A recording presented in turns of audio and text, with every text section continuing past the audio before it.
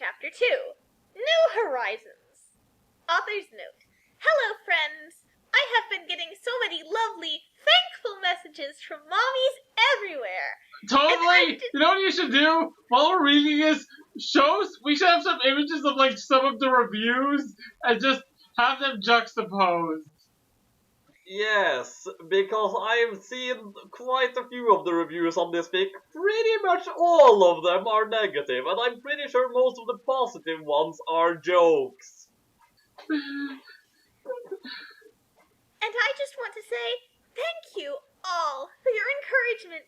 However, I have also been getting several messages saying that my story is bad because Harry Potter is not just about witches. It is also about friendship and kindness and bravery. Friends, this is exactly what I have been saying. Harry Potter has many good things about it, but it still has witchcraft, so my children cannot read it.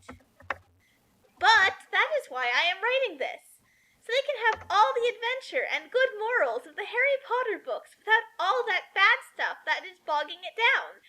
I mean, Matthew 3:12, am I right? Does she And I looked up that particular verse here. His winnowing fork is in his hand, and he will clear his threshing floor, gathering his wheat into the barn and burning up the chaff with unquenchable fire. What does that have to do with anything? I don't even comprehend it. I think she's saying that she's sweeping all the good stuff away from all the bad stuff, burning up all the bad stuff, and then just having the good stuff left over, which is generally a parable for sweeping evil into the fires of hell, so that the innocent may not be touched by it. But that really doesn't work there. No, and also I would like to point out she has taken out all the good stuff from Harry Potter, as well as all the good stuff from the Bible, and what we are left with is this fanfic. Yeah. If it can even be called that. And furthermore, when you use an in-joke like that, it's clear that you're not even trying to appeal to any non-religious readers, so you have a very narrow target audience. Mm-hmm. So, without further ado, on to Chapter 2, equal close parentheses. Hogwarts School of Prayer and Miracles? Harry queried and clasped his hands. Just at hearing that name, he felt such a sense of inner peace. He wanted to have more of that peace, and he wanted to learn how to be a good Christian. He was starting to think that peace and being a good Christian were in fact the exact same thing. I want to go there. It's a way of achieving inner peace. It's not the only way. Indeed. Hagrid beamed widely. He had been praying so hard to save a soul today, and he was so happy to have saved the soul of such a sweet, earnest little one. The poor boy, being raised by two parents who were not Christian, and who both went to work, and left him with a babysitter all day long. Wait, it sounded like Uncle Vernon was staying at home baking cookies, or baking brownies. I suppose it was the evening, they were done with work for the day. I mean, Aunt Petunia was also at home. So they used their talents to provide a good home for him. Apparently he still lives under the stairs, but Uncle Vernon was baking brownies, and they aren't actually that bad in this story as compared to in the real Harry Potter series where his aunt and uncle are horrible, nasty people. In here, they just happen to be people that work all day and disobey traditional gender roles. Yes. Which means they are the work of the devil! Indeed! Honestly, I think in this reinterpretation, Petunia and Vernon are the two most likable characters. And I don't think that was intentional. Obviously not. Anyway. It was a good thing Hagrid had gotten here in time. 5 years down the road, Harry might have been a fornicating, drug-addicted evolutionist.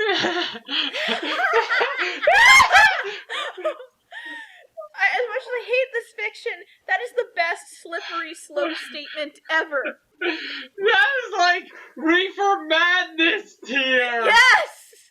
This is like evolution religion is a gateway drug? Or to believe in it? Speaking about that, did you hear about Jason Reitman's new Men, Women, and Children film is basically the Reaper Madness of the Facebook generation? Don't be silly, Harry. Aunt Petunia commanded and wrung her long, bony hands. Come back inside. I will read to you about evolution from the Dawkins. You do not need that silly religion. So she's offering to read to him because she's concerned about his well-being. How evil! Yes, but seriously, the Dawkins. The Dawkins. It's a freaking name. Like, it's not a superhero or something. Is Dawkins gonna be a character? No. Oh. Anyway. I was seriously thinking he was. No, Then- just a person who wrote a book. Harry scrunched up his innocent little face and thought very hard. Aunt Petunia and Uncle Vernon were as close to parents as he had, and this was the only home he knew. Could he really leave? But he was saved now. He had prayed the sinner's prayer. He could not stay here, not anymore, not with what he knew now. Suddenly, he knew what he had to do. You know, it just occurs to me that, well, honor thy father and thy mother does not mean you have to obey every little single thing they tell you to do. You still have to have respect for them. And while he may disagree with them, which is fine, he's blatantly disrespecting everything that they've given to him and just abandoning them and treating them like scum because they're not Christian. So isn't that breaking one of the 10 Commandments? Anyway. No, Aunt Petunia, he uttered calmly with childlike wisdom. Evolution is not real, and I am going to Hogwarts. No! No, Harry! Aunt Petunia screeched desperately. I have an idea. You can have a second birthday today. You like birthdays, right? Birthdays are not of God, Harry verbalized knowingly. What? No, they're too No, seriously, secular. what? Despite the fact that the moment of birth is celebrated in the Judaic culture, which is what Christianity stemmed from. But no, apparently birthdays are a secular American invention. And looked at his aunt with an innocent wisdom. You tried to corrupt me, but it did not work. But I forgive you, Aunt Petunia, because of Luke 23:34. Okay, what's that one? I did look it up earlier, but actually I'm pretty sure that one did matter to what he was saying, so, yes. Father, forgive them, for they know not what they are doing. But let us point out the biggest plot hole here. But you trying to corrupt you. He has been a Christian for a minute, and he is quoting Bible scripture. Hagrid was amazed once again at the wisdom of the little ones. He did not know if he could forgive someone who had hurt him so much as this woman had hurt little Harry. How? She tried to hurt him! She was being a responsible parent! Deny him the truth? Who could be so cruel? But Harry did not even think twice about it.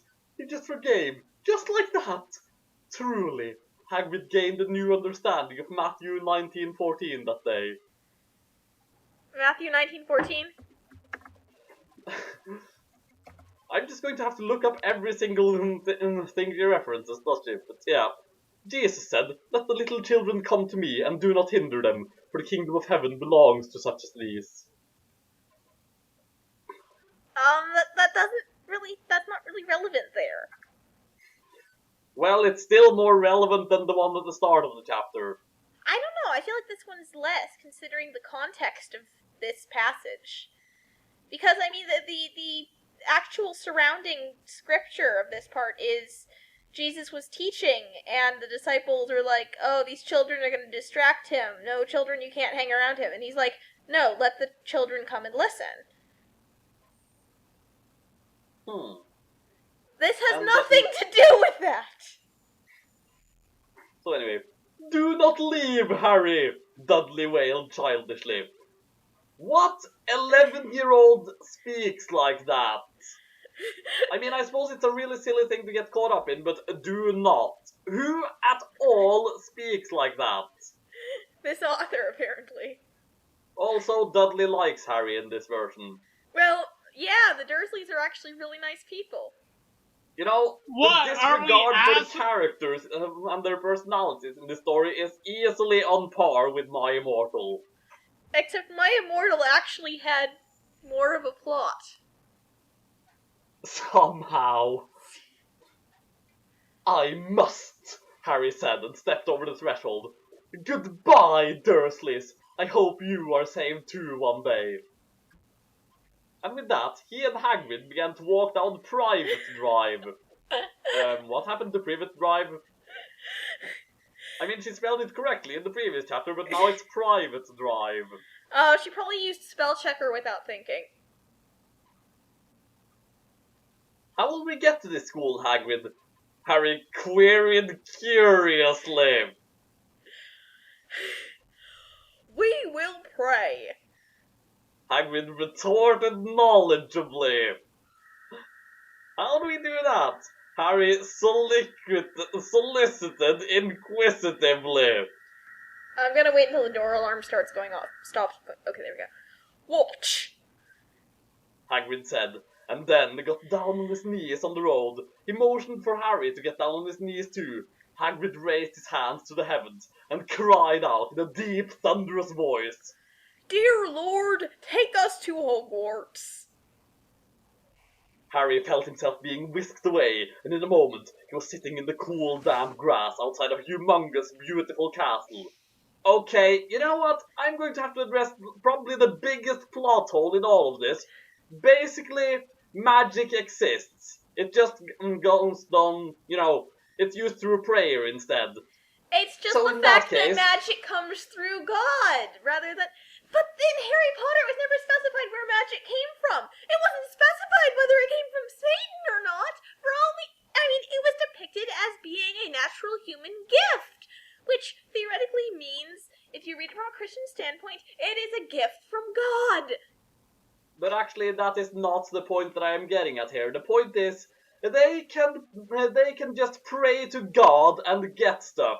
They have clear, obvious proof that God exists. How are there atheists in this world? Because there are people that want to believe in evolution, which is a fairy tale, because they have no proof of it, yet they still insist on believing it. What ignorant, Yes, barbaric because people! as we know, belief is a choice. So basically, this story thinks, under this world's definition, atheist is not really is more of a word for people who believe God died, not essentially that he didn't exist, but he just died. But we have proof And in this story that God exists! So God physically exists, and he created magic under this story's rules, yet there are some atheists who believe he either... Do we hear an atheist who says he just doesn't exist, or that he died? Because if they say he died, then that means they aren't atheists. They're a completely different set of people. Maybe we just shouldn't think Indeed. about this People too believe hard. God died of unknown causes after My brain creating hurts. magic, and create a system where people could pray to whatever's left of him to utilize magic. My brain hurts! And somehow this end is also tied to evolution. This is not atheism, this is its own warped internal belief. Give it its own fancy name. And it's clearly been disproven in the context of this universe because there is obvious proof that God is real. Point being. Anyway, he looked in awe at the tall towers and the grey stones. What a beautiful place! A tall, thin man with long, pointed beard and big wire spectacles stood in front of Harry. He was wearing a brown tweed suit and a nice matching hat. His shoes were made of leather and polished until they shone. He had a smile much like Hagrid's smile. So peaceful, Harry just knew he could trust him. Creepy! A lovely, kind young woman with flowing blonde hair and a pleasant heart-shaped face stood beside this holy man. Hello there, little one. The man greeted amicably.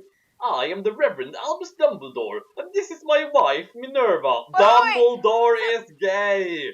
Dumbledore is gay, and Professor McGonagall is an older woman with short brown hair. Well, medium-length brown hair, but she always keeps it tied up, which is it's sort of a mark of her self-control and discipline. But no, she has flowing blonde hair and a pleasant heart-shaped face, and she's such a young woman because old people are the spawn of Satan, obviously. Welcome to Hogwarts, School of Prayer and Miracles. Author's note: blessings!